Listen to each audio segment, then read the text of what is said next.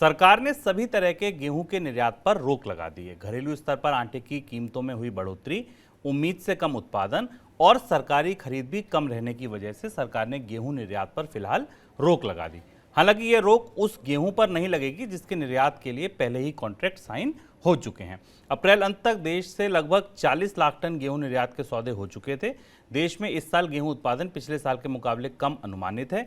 ऊपर से गेहूं की सरकारी खरीद भी 15 साल के निचले स्तर पर है।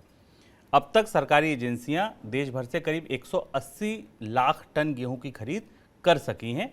पिछले साल सरकार ने किसानों से 433 लाख टन गेहूं खरीदा था। तो एक तो खरीद सरकार की कम हुई है, दूसरा निर्यात हुआ है। अब इस खबर को आपने सुना, आपने समझा। शायद वीट की खबर आज हम ये 6ठी या 7वीं बार ले रहे हैं अपने लगातार के मनी सेंट्रल में।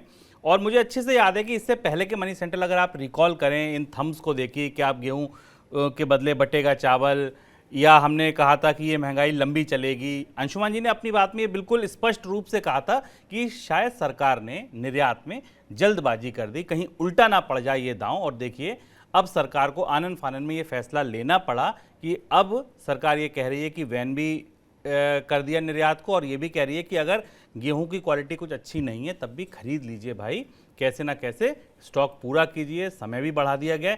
सर, अचानक सरकार की नींद कैसे खुली? अचानक ये फैसला क्यों ले लिया गया? ये शुभम, खाद्य नीति की और गेहूं नीति की बड़ी गफलत है और बड़ी चूक है, जिसे सरकार की प्रेस कॉन्फ्रेंस के जरिए और बाकी सवालों के जरिए उन्होंने स्वीकार किया। मनी सेंट्रल में जैसा हमने आपको दिखाया कि हम पहले दिन से इस फैसले को फॉलो कर रहे हैं, ट्रैक कर रहे हैं, उन आंकड़ों के साथ आपको बताने की कोशिश कर रहे हैं कि भारत की खाद्य अर्थव्यवस्था में बड़ी दरारें हैं और उन दरारों को समझे बिना अनाज का निर्यात बढ़ाने से या अनाज का निर्यात करने से भारतीय अर्थव्यवस्था पर गहरा असर पड़ेगा, खासतौर से महंगाई की दृष्टि से।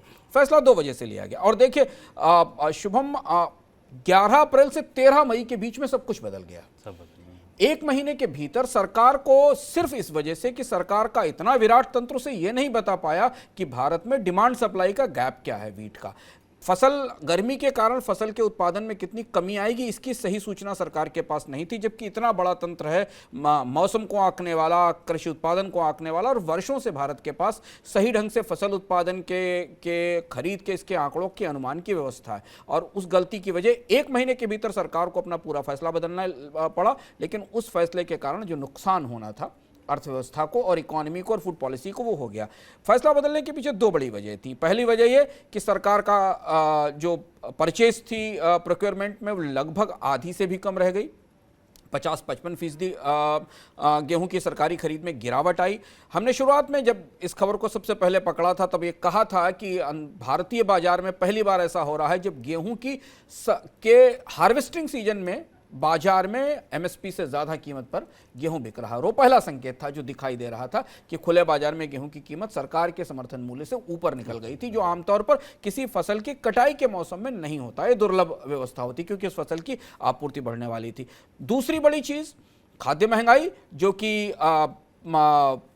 WPI महंगाई डबल डिजिट में पहुंचने के बाद भारत की खाद्य महंगाई करीब 9%, 9.5% के आसपास आ गई, जिसमें वीट की कीमतें कुछ राज्यों में 30%, 35% बढ़ी, आटे की कीमतें करीब 10 से 12-15% बढ़ी। और इन दोनों चीज़ों ने सरकार को इस बात के लिए बाध्य किया कि वो वीट निर्यात, जिसकी बड़े पैमाने पर घोषणा की जा रही थी, सरकार WTO में बहस करना चाहती थी भारत के निर्यात को खोलने के लिए, उसे तत्काल पलटकर पीछे वापस आना पड़ा। और यह तक कर दिया गया कि जिनके पास ऐसे लाइसेंस नहीं जिन्हें इरिवोक नहीं किया जा सकता, यानी जो अनुबंध रद्द नहीं हो सकते, उसके अलावा बाकी अनुबंध रद्द करने की का भी फैसला लिया गया।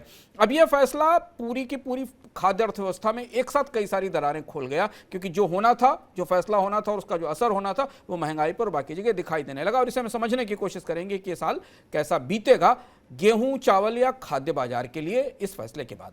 तो ये तो था फैसला क्यों लेना पड़ा, अंशुमान जी ने ये समझाया। अब इस फैसले का असर क्या होगा, इस असर को समझने के लिए हम इस पूरी बहस को 5-6 बड़े बड़े सवालों में समझते हैं।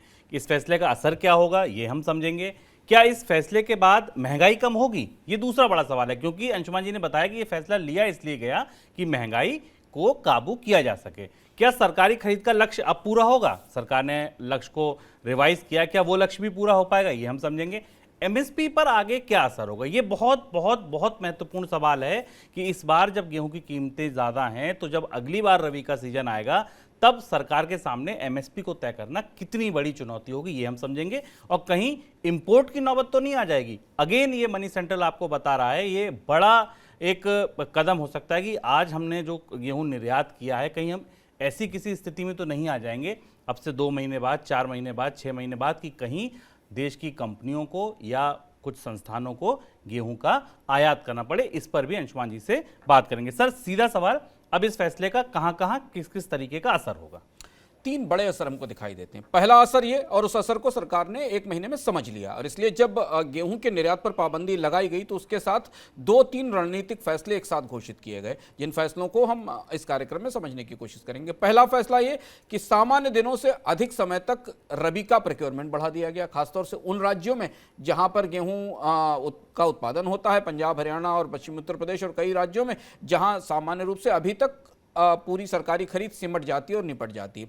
सरकार की कोशिश यह है कि अब जो घबराहट बाजार में फैली है, जो सरकार का स्टॉक है जिसमें तेज गिरावट आई, उसे किसी हद तक खरीद लिया जाए। देखिए 10 मई तक की गेहूं की खरीद के आंकड़े हमारे सामने 178 लाख टन के उपलब्ध हैं, जो पिछले साल की तुलना में करीब 50% से कम है, 50-55% से कम है।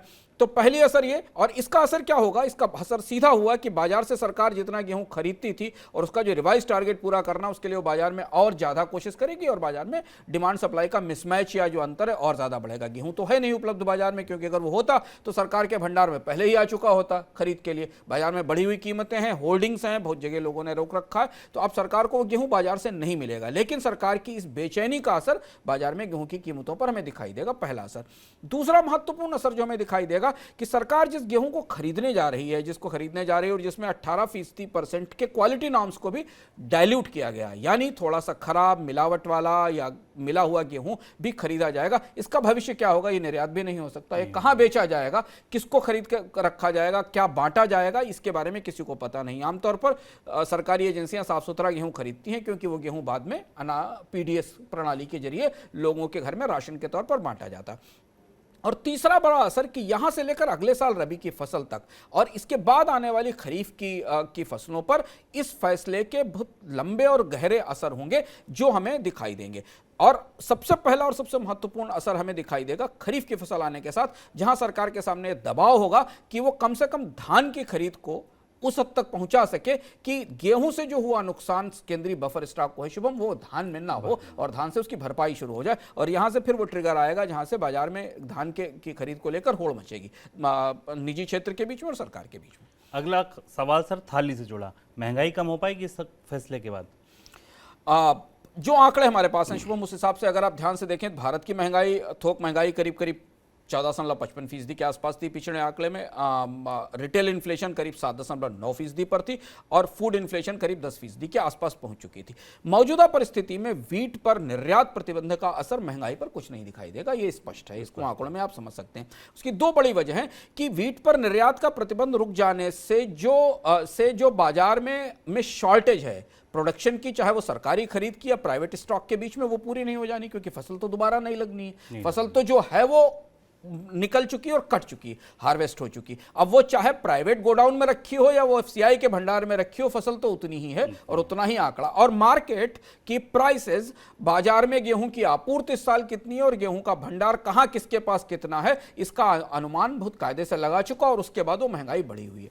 यहां से खतरा महंगाई का दूसरा है कि इस साल फूड इन्फ्लेशन लंबे समय तक ज्यादा रहने वाली है, क्योंकि इसका असर रबी की फसलों पर खरीफ की फसलों पर दिखाई देगा, जिसके बारे में हमने आपसे बात की थी। खासतौर से चावल, मोटे अनाज, जो गेहूं के सब्स्टिट्यूट के तौर पर अगले चरण में भारत में जो गर्मी की क्रॉप है, जो रबी की क्रॉप है, खरीफ की क्रॉप है, उसमें किए जाते हैं, वहां पर महंगाई का असर और ज्यादा दिखाई दे सकता है, क्योंकि गेहूं की किल्लत पूरी करने के लिए बाजार में धान को लेकर अब दबाव बनेगा।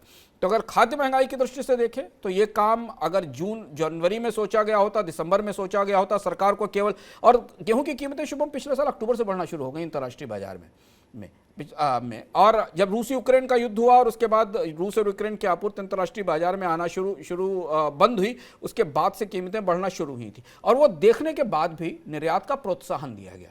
उसे देखने के बाद भी ये कहा गया कि निर्यात किया जाएगा। तो बाजार ने तेजी की या महंगाई की एक ट्रेजेक्ट्री, एक अंतर्धारणा बना ली है। वो खाद्य महंगाई इस फैसले से रुकने की गुंजाइश कम दिखाई देती। अंतर्राष्ट्रीय बाजार में चूंकि भारत ने पहले कहा कि वो गेहूं बेचेगा और अब गेहूं का निर्यात कम कर रहा है, तो अंतर्राष्ट्रीय बाजार की मांग आपूर्ति भी बिगड़ी है और आपको कुछ समय में अंतर्राष्ट्रीय बाजार में भी गेहूं की कीमतों में बढ़ोतरी दिखाई दे सकती है। यानी कि महंगाई के मोर्चे पर फिलहाल कोई राहत इस कदम के बाद नहीं मिलती दिख रही है।